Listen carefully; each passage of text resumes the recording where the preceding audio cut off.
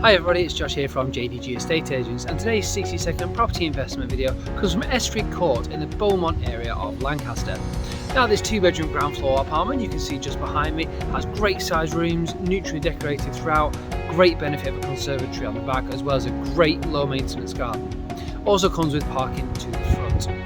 Close by you've got some local amenities, but there's also easy access into the city centre and also onto the M6 via the Bay Gateway. It's currently on the market for £150,000. With a rental income of £650 per calendar month, you expect to see an annual return of £7,800, which is a 5.2% gross return on your investment. It's in an absolutely lovely cul-de-sac area, nice and quiet, perfect for tenants to move into. So if you are interested, please don't hesitate to get in touch on 01524 843322 or drop me an email. It's josh@jdg.co.uk. Thank you, bye bye.